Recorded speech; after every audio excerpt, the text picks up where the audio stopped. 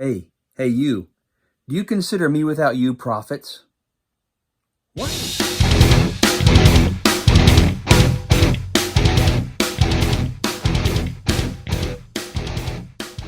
Me Without You prophets? Question mark. Well, take a look at this. We're going to look at issue number 109 today. We're going to try to fly through it and not take 20 minutes like usual. But look at this.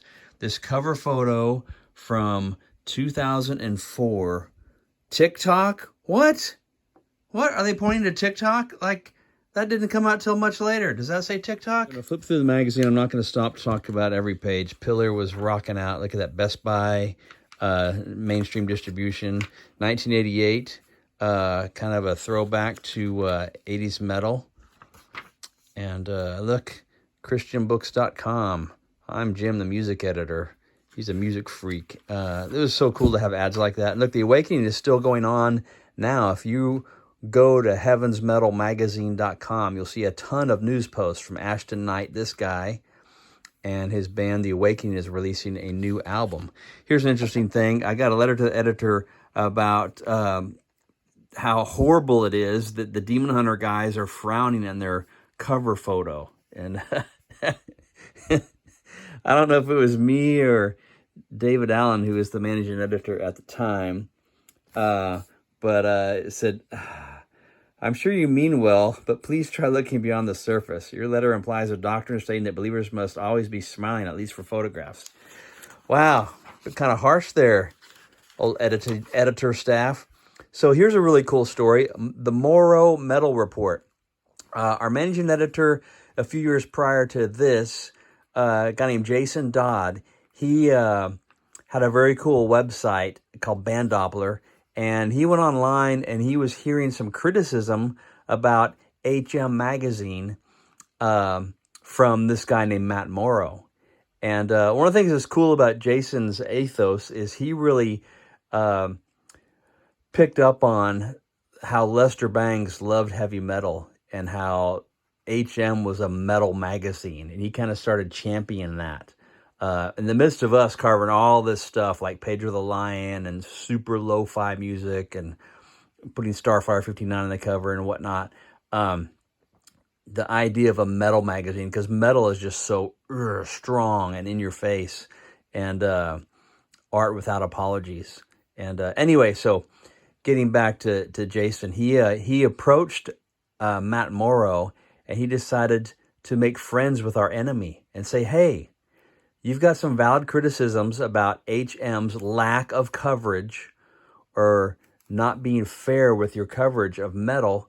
How about you come on board? We'll give you a column. So he obliged and came on board. And hey, Romeo. And so that's how we had that column. So that's kind of a cool story to reach out to somebody who's criticizing you and say, hey, why don't you come be a part of the solution instead of complaining about the problem? And he did. And then we had this section called Heaven's Metal where we covered some of the older, more classic stuff and some new stuff too. But the Morrow Metal Report was definitely covering new stuff. Bands like Crimson Moonlight and Antestor. And here's a cool photo. He is Legends lead singer. They're still going around. Jesus Wept. The Ex-Disciple X-AD people. 12 Stones had a deal with Wind Up Records. The Zao Funeral of God album had the guy who wrote that letter to editor about Demon Hunter hated the idea of this album title as well. And the person who responded talked about that. Hawk Nelson, look at that. Talk about pop music. Hey. Velvet Blue Music still going on today. Me Without You cover story. Kind of the format of an email. The writer who did this story, Adam Robinson, kind of formatted it from his email correspondence with the band. And I love doing these posters in the magazine. There's a bunch of posters on my wall from the HM. And it's kind of cool to just do posters. It was kind of a cool thing for a magazine to do. I'm glad I got to do that. Further Seems Forever. Great band. Who was the original lead singer for Further Seems Forever? The one who went on to a solo career. Named after look at this. Dashboard Confessional is your answer. Sting, Moment of Truth. Check out that. professional wrestling ad in the pages of HM. Here's what so-and-so says article done by someone else other than me.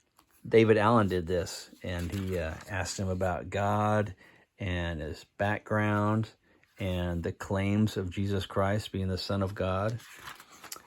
And Americans of Faith. It's interesting, David Stagg, who is the current owner of HM Magazine, no less. One of the reasons why, well, he was an intern at HM, and he also came on to be one of our most trusted and highest quality freelance writers. We had a lot of good freelance writers, about 24 actually, but David was one of the best. And he talks here about Rock the Vote. And he said, in the past, Rock the Vote was widely been known as the figurehead for nonpartisan voter registration movements. However, it has also widely been known to speak nonpartisan and nonprofit while holding hands with the ACLU and MTV, hardly two groups that could be called liberally inactive. Americans of Faith, however, are here to play Hatfield to its left-leaning McCoy. How about that for some cool journalism? David Stagg doesn't mince words there. Paramecium ad, a great band from Australia. Blessed by a Broken Heart. Some cool albums being reviewed here. Look at those ratings. Look who got 4. Under Oath, They're Only Chasing Safety. All right, we got something right. That one stood the test of time. It went gold, I believe. Maybe platinum. I'm not sure about that. And Testor, I gave it a 4 out of 5. And look at that. The Spirit Further Seems Forever. They got 3.5 and 4 rankings from the editorial staff. Stickersandmore.com. They are still around and still doing great bargains on stickers and printing and merch like hats and t-shirts, posters, all kinds of fun stuff. I encourage you to check them out. Here's our entertainment section where we review DVDs. I jumped in head first and loved the DVD format. And we review gadgets too, like the Flow Board. Look, it's kind of cool how sometimes you review something and just like a CD or something, you get to keep it. And so this is a really fun thing. Look, it's got like 7 wheels in the front, 7 wheels on the back. Instead of a truck that bends with bushings when you lean on it, when you lean on this, you're just riding on a different set of wheels. And I've taken this to a skate park before, and it's a lot of fun to ride. It's like a longboard. It's pretty long, but that's a lot of fun. The Rock Cries Out, Stephen Stockman book. He's a cool author. This is interesting. I just noticed that here is a Christian and art column that was not written by Kemper Crab. For some reason, I took the reins on this one and wrote about the Christian and art. And here's 2 of our columnists, Chris Wigeman and Greg Tucker, both great guys. Pick of the litter, the independent bands that we thought stood out. Look, the Myriad, they later got signed. Yes, indeed. That's right. Silence the Foe. Cool ads by Bellyacres Designs. And check this out, the Hard Music History page. Larry Norman was the godfather of Christian rock. Starts off with an if, actually. If Larry Norman was the godfather, then the Resurrection Band is next in the family tree, for they added the hard to hard rock in the Christian music scene. So we started doing this hard music history just to educate our readers and kind of highlight some of the cool bands from the past, because Christian music has not always championed stuff that's out of print and acknowledged its past as much as they probably should. And check this out, a GHS Strings ad with none other than Phil Keaggy, legendary, awesome guitarist. And it was just always exciting that when we got gear ads in HM and when they were advertising Christian artists.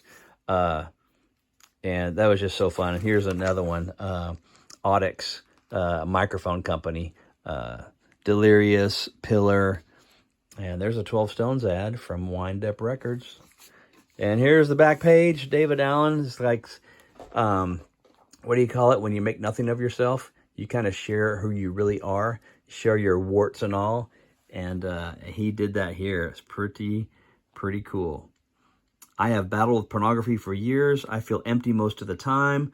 I once punched a kid in the face for looking at me wrong. And he's just basically going, this is my flesh.